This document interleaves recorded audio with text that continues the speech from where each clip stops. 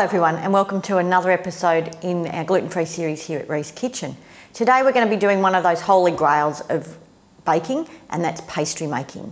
Now, having been a celiac for about 7 years now, this is one of those things that I have tried and tried and tried because I don't like the commercial ones that you can purchase, but it just hasn't seemed to work until now, and I finally cracked it. So much so that I have friends and family who actually enjoy what we're going to do today, which is a flaky puff pastry turned into an apple pie. So let's get started. So to start with today, we just start with our pastry ingredients. We've got 300 grams of plain flour. Now this is the brand that already has xanthan gum in it, or its equivalent. If you don't use that brand, then you need to add a teaspoon of xanthan gum.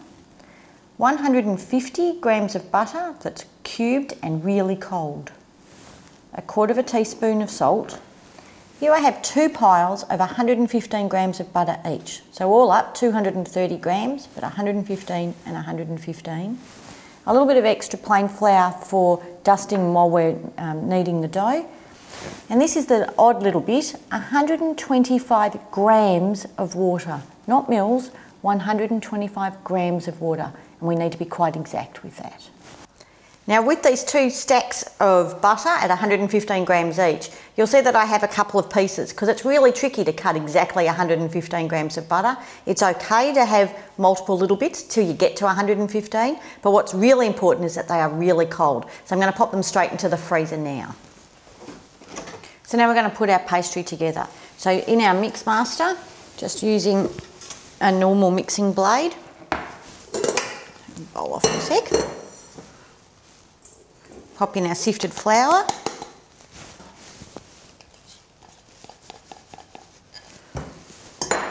salt, the butter,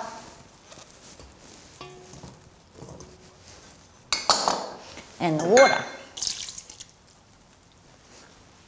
So now we pop it back into our stand. Okay, turn her on. And now we keep mixing until this forms a nice ball inside the mixmaster. You can see it's changing colour. Here it comes. So now we need to take the dough out. And if I just lift it up, you can see that it's come into quite a nice ball inside my mix paddle. I'll just take that out. Pop it back into the bowl for a sec. All the good bits off. And we're going to knead this just lightly until it becomes quite flexible. Now often we wouldn't knead gluten-free just because it doesn't have much hold, but we're only going to do this lightly. Now because gluten-free gets extra sticky, I'm going to use a mat on my board and just sprinkle a little bit of that extra flour that we had before I put it out.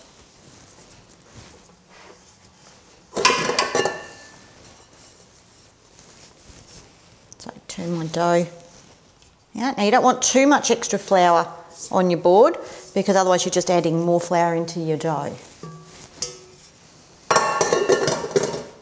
And then it's just about patting this into one ball and giving it a really nice light knead. Now when you knead, you're using the heel of your hand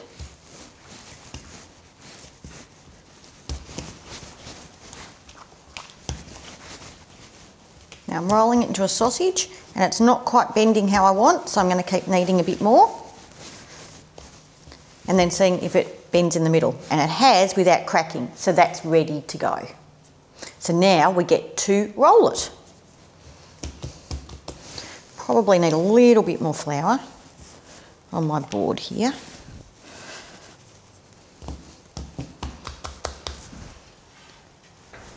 Trusty rolling pin. Flour that down too. And what I'm going to do is I'm going to roll this into a rectangle about 30 centimetres long and 20 centimetres wide, which happens to be about the shape of my mat.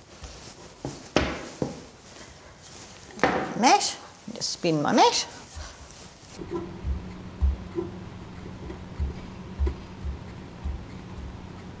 Okay, No need to be too exact. We've just got our rectangle. Now we need to get that butter out of the freezer. All right. So now I'm going to grate this butter over my dough, and it's going to look a little bit like a pizza.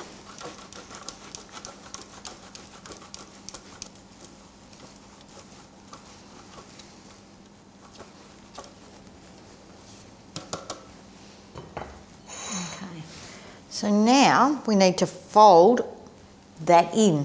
And this is the trick of getting the flakiness, is all the folds. So we start with the long edge and we just fold it in so that the edges are tucked in, and we'll do the same on this edge.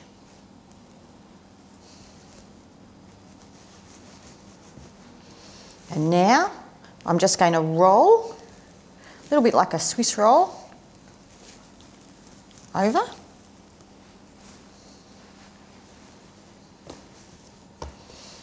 And then with a little bit more flour underneath, I'm going to roll this out to the same size that it was a minute ago, with that butter being rolled into the pastry.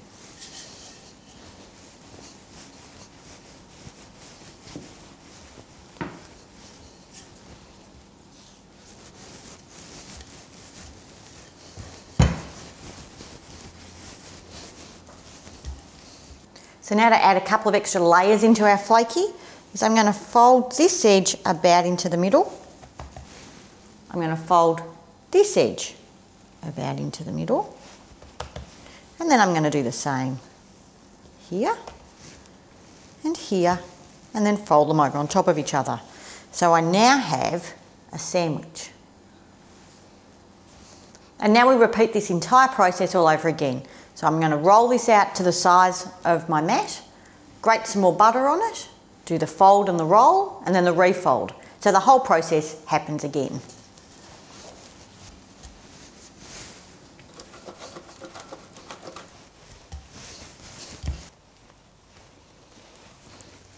Into the middle. And that's now ready to use. Now, with gluten-free pastry, we don't need to rest it like you would normally with non-gluten-free pastry. So you can cut that in half and put half in the freezer, it would be absolutely fine. Or if you leave it in the fridge, you'll need to use it over the next day or so. But now we can start making our apple pie. So now I'm going to need half for the top and half for the bottom. Now, luckily for me, my mat has circles on it. So I'm able to roll this to an approximate shape of my pie dish.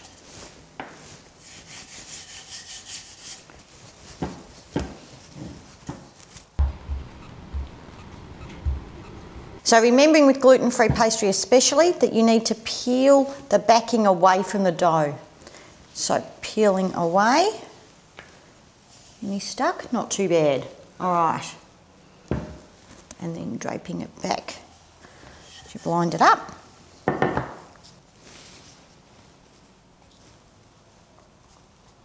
So it's important to make sure that our pastry comes up all the sides. If that means jiggling it, then that's what you need to do.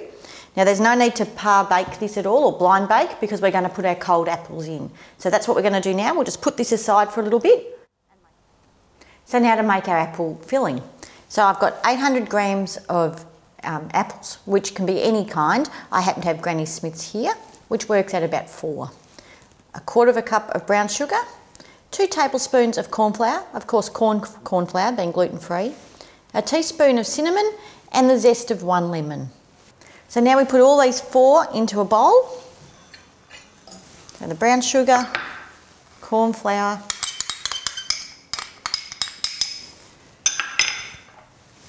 cinnamon,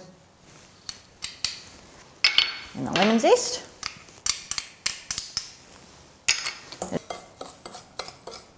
And now with our beautiful apples, we'll peel, core and thinly slice them and then toss them through our mix.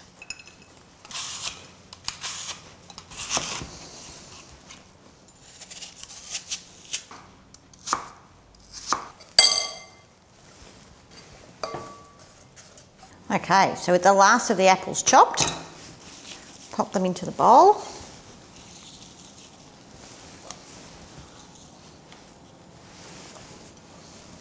Just stir.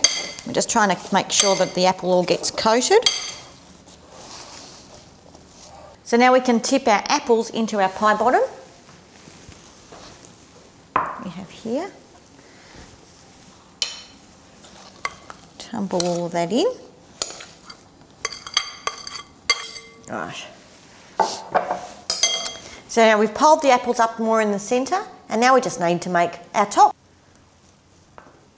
All right, now to roll out our top. So again, just flour our board.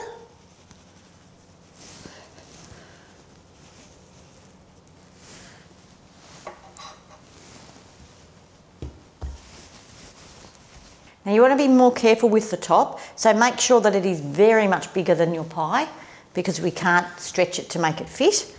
So this is ready, so let's bring our pie over.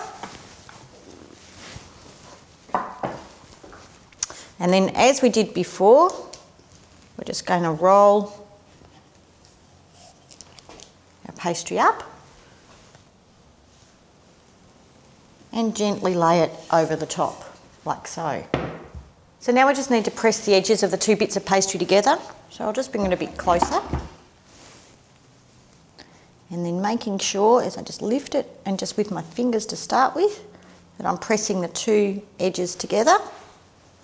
Now pastry will shrink when we're cooking it, so we need to make sure that these edges are crimped together. So just with a fork, I'm just going to crimp my edges together well, just pressing gently. And now we just need to trim the edges of the pastry just to neaten it up. Now you can use your rolling pin on the edge, or you can just use a knife to trim across. Now it's also important that we put a couple of air holes in, so just a couple of slits through the pastry to let the air escape. And then we just need to do an egg wash.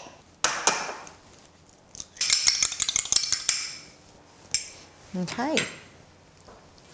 Now generously paint the egg over. Now this goes into a hot oven at 220 or 200 for a fan forced for 20 minutes. Then turn your oven down to 180 or 170 for a fan forced for another half hour. Then when we take it out, it should be beautiful and golden brown, but remember to let it stand for at least 5 to 10 minutes before you try and cut it to serve, just to allow it all to solidify again. Fantastic, can't wait.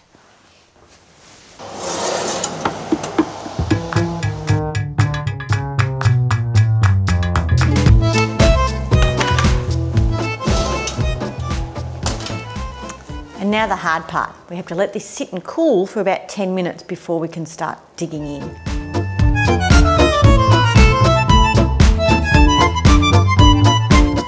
And now, as always, the best bit's in the eating.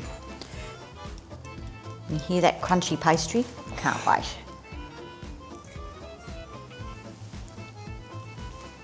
The pastry bottom's crisp, the apples are sweet, just delicious. Till next time everyone, ciao.